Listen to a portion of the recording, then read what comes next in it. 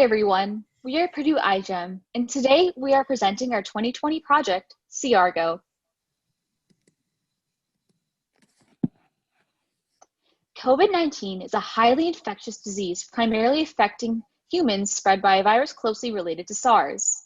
As a respiratory illness, those with pre-existing lung conditions as well as elderly people are especially at risk of severe infection. COVID-19 has affected lives on a global scale.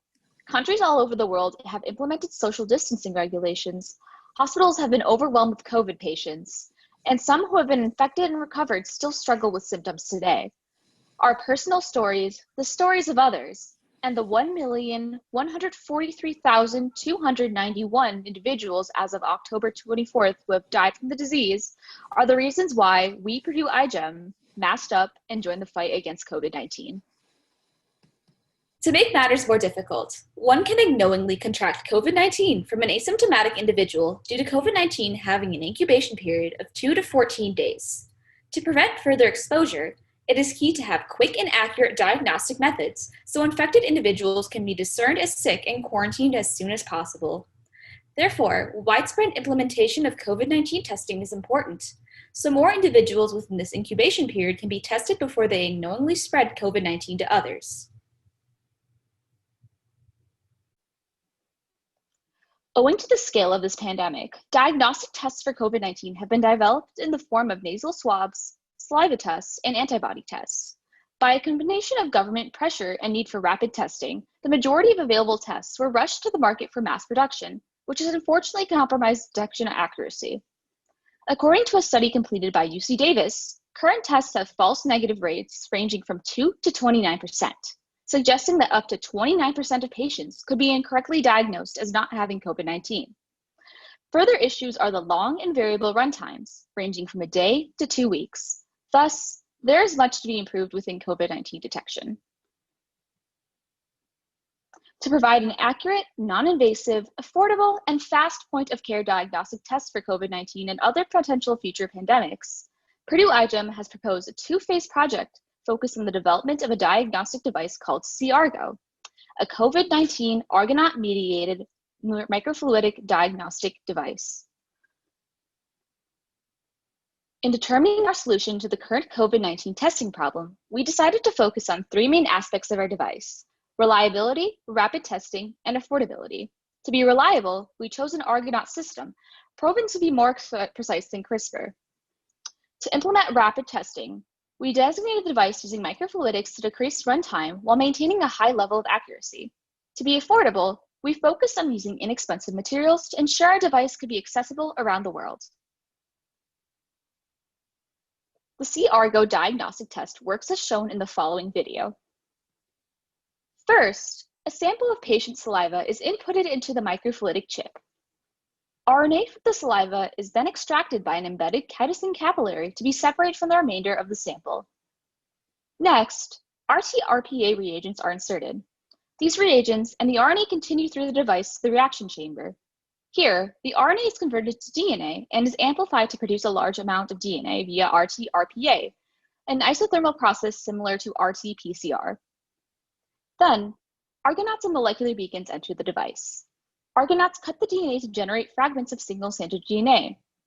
These DNA fragments bind to molecular beacons, causing them to hybridize and produce fluorescence. Finally, this fluorescence is quantified via a cell phone spectrophotometer to interpret results which are output on an app. As Haley mentioned, the first step in CRGO is RNA extraction from saliva in a chitosan capillary. Chitosan is a bioadhesive polymer that binds either positive or negatively charged molecules depending on the pH of its environment. Since RNA is negatively charged at a broad range of pH values, chitosan-coated capillaries are a perfect medium for affinity chromatography of RNA. The entire process is illustrated in the diagram at left. We decided to use chitosan capillaries because of their high RNA extraction efficiency and their rapid action, with speeds as fast as 90 seconds. The capillaries also enable easy test self-administration because they extract RNA within the device itself. Once RNA has been isolated by chitosan capillaries, it must be amplified enough to be detectable. RPA, a novel isothermal amplification method, was chosen for C-Argo for several reasons. Literature suggests that it is the fastest isothermal amplification system in microfluidic devices, reaching detectable concentrations within 10 minutes. More importantly, its manufacturer sells lyophilized reagents, which are stable at a range of temperatures, and it requires no laboratory equipment. These features uniquely allow it to be incorporated into a portable, point-of-care diagnostic device, such as C-Argo. The RPA cycle is similar to the PCR cycle, but uses a recombinase enzyme and ssDNA binding proteins rather than heat to bind primers to their homologs. RPA's manufacturer, TwistDx, also suggested RPA could amplify RNA through addition of reverse transcriptase to the medium, so we incorporated that into our design. We also incorporated RPA primer design into a program that helped design most of our interdependent biological parts. The primers we chose amplified a 0.2 kilobase region that would go on to be cleaved by Argonaut.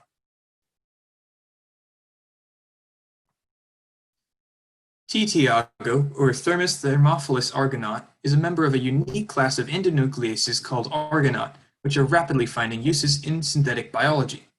They offer several key advantages over CRISPR. First, Argonaut doesn't require PAM sites. It uses stable DNA guides, and it has minimal off-site activity compared to CRISPR. Argonaut acts by interacting with several DNA guides to cleave a specific target region, removing it from the genome. This is illustrated at right.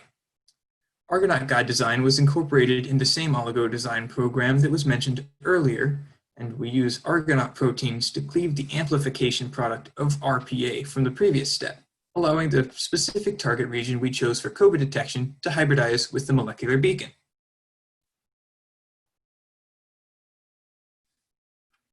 Once Argonaut cuts and isolates the target sequence, this target is ready to be detected. We chose molecular beacons as our detection device because of their high sequence specificity and their ability to detect very low target concentrations. Molecular beacons consist of several basic parts: a 5' fluorophore quencher, a probe sequence flanked by 2 stems, and a 3' fluorophore. The beacon folds spontaneously as a hairpin structure that quenches fluorescence until its probe hybridizes with the target sequence. This causes a conformational change in the beacon, separating the fluorophore from the quencher and emitting a fluorescent signal that is detectable via spectrophotometer. Thus, if a significant deviation from black background fluorescence is detected, the COVID-19 genome is present in the sample and the patient is COVID positive. In order to design all of the aforementioned biological parts, several team members collaborated on a Python script that interfaced with online oligo design tools. This program was used to unify and facilitate the interdependent design processes for RPA primers, Argonaut guides, and molecular beacon molecules. Upon inputting a host genome, in our instance, the COVID-19 genome, the program suggested an optimal Argonaut guide, picked optimal RPA primers to amplify the necessary region, and selected the optimal molecular beacon to detect the target sequence based on various parameters. The parameters for optimization were found through well-documented iterative design posted in the wiki. Examples of the products of the code's optimizations can be found in the images on this slide. So now that we talked about the sort of theory and the science behind your chip, I'm going to talk about human practice collaborations. So we contacted professors, alumni in industry, and those that have dealt with COVID either on the front lines or as patients. And these interactions are all documented and can be found on our wiki. So the first person I'm going to talk about is Dr. Sahid Muhammadi, who is an ECE professor at Purdue University. He specializes in the area of bioengineering systems and is involved in the fabrication and characterization of nano and microfluidic systems.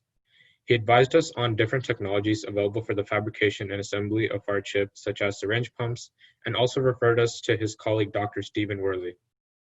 So once we had an idea of all the reactions needed to be carried out by our microfluidic chip, we made an initial model of it.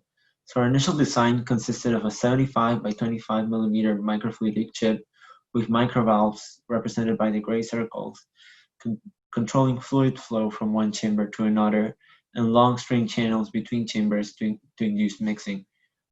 There were 3 main inlet ports, one for our saliva sample and the other 2 for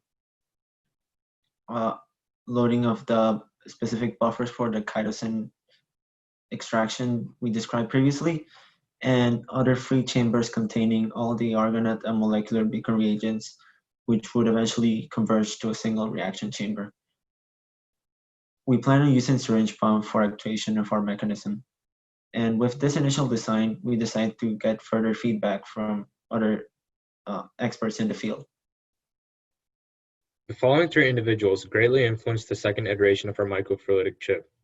Dr. Worley, a mechanical engineering professor who specializes in microfluidics, helped optimize your device by recommending we get rid of dead space, incorporate more valves, and make our chip disposable, and also integrate barcoding for user data integration.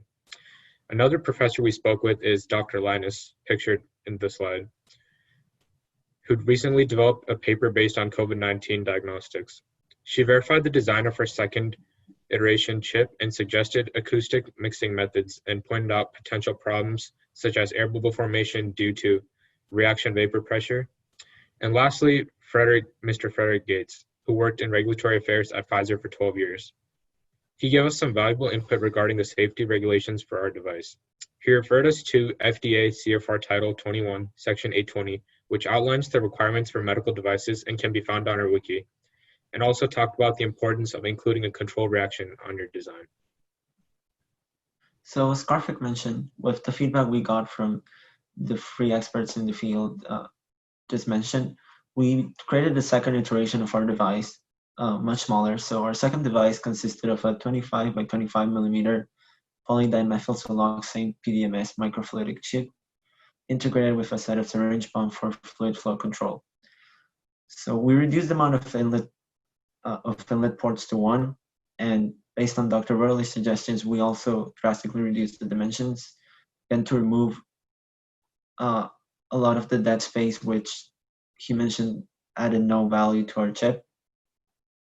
Also, from Dr. Linus' recommendation of using acoustic mixing for simple vibrations, we were able to remove microvalves since they were no longer necessary for fluid control or mixing. Finally, from Mr. Gates' recommendations, we allocated, as we can see at the top of the chip, we allocated some space for a control reaction so that our chip was more compatible for diagnostic devices as outlined by regulatory agencies. And all the original CAD designs for both iterations of our devices are available in our wiki for other teams to use at their discretion. Along with our microfluidic chip, we also designed a small portable metallic heater which would be placed underneath the reaction chamber for reaching the optimal temperatures for RPA and argonaute reactions. So it used a PID controller algorithm and was able to maintain temperatures between 30 and 90 degrees Celsius with 1 degree Celsius accuracy, and its small size made it compatible with our chip. A more further documentation of the iterative engineering process behind it and the results obtained with it can be found in our wiki. One of the main challenges of our device was dealing with saliva samples. Given the high complexity of salts, biologics, and other compounds which could potentially inhibit our RPA or argonaute-mediated reaction, it was necessary to develop a way to isolate the RNA from the inhibitors in the sample. After a literature search, we found chitosan-embedded capillaries could serve this purpose by taking advantage of chitosan's positive charge under acidic conditions and neutral or negative charge under basic conditions. However, based on current literature, only considerably large 8 centimeter capillaries have been characterized. Given our chip dimensions were 25 millimeter by 25 millimeter, we would need to design and use a much smaller chitosan capillary for our purposes. Hence, we developed a model to determine the absorption of RNA by chitosan using a Langmuir isosome adsorption model. This model will allow us to find the optimal length for efficient RNA extraction that will also be suitable for the dimensions of a microfluidic chip. The model assumes only one layer of RNA can bind on the chitosan capillary and that there are no interactions between adjacent RNA molecules. Upon thermodynamic derivation of the adsorption and desorption reactions of the RNA by chitosan, it was determined the amount of absorbed RNA to be a function of the maximum amount of RNA absorbed and of the equilibrium constant of the absorption-desorption reaction with chitosan. Both of these constants were experimentally determined and readily available for an 8 centimeter capillary in current literature. Here we have a graph that shows the RNA absorbed based off the equilibrium concentration with varying equilibrium constants. We were not able to experimentally determine the equilibrium constant, so here we have different equilibrium constants to show how the RNA absorption is affected by them. We then were able to use our assumptions and RNA absorption model to model the RNA elution with varying length. Since the number of sites, QM, is directly proportional to the capillary surface area, we were able to interpolate the maximum RNA absorbed for the capillary with our inner diameter of 0.53 millimeters. With variable length, we would redetermine absorbed RNA as a function of capillary length and multiply the absorbed RNA by the elution efficiency of chitosan, represented by E, which was found from existing literature. Thus, we determined the minimum capillary length required to extract sufficient RNA for subsequent amplification and detection. Here are two graphs that show the relation of capillary length, equilibrium concentration, and RNA elution. On the left, we have the amount of RNA eluted at varied equilibrium constants at a constant equilibrium concentration of 50 nanogram per microliter versus the length of the chitosan capillary.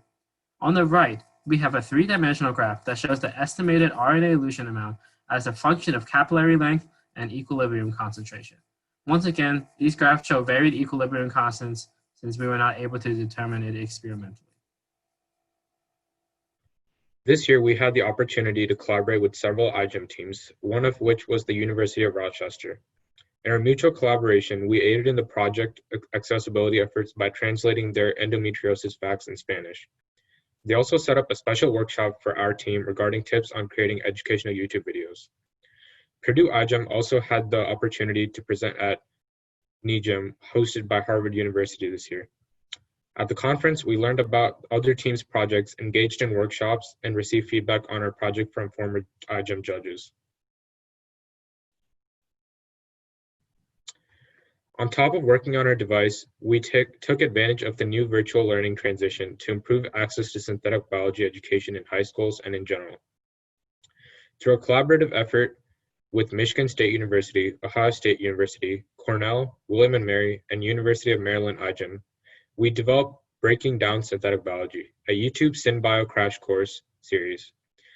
Specifically for the education of high school students, we developed Google Survey Check for understanding for each video and developed a sample test curriculum to send out to high school biology teachers. Two teachers from Tipton High School in Tipton, Indiana, who we reached out to, were willing to implement our test curriculum. Overall, the students' knowledge of the material improved and the difficulty of the videos were just right for high school students. The positives about our video are that they had good animations and covered a variety of topics, and we're also able to simplify topics so high schoolers could understand them.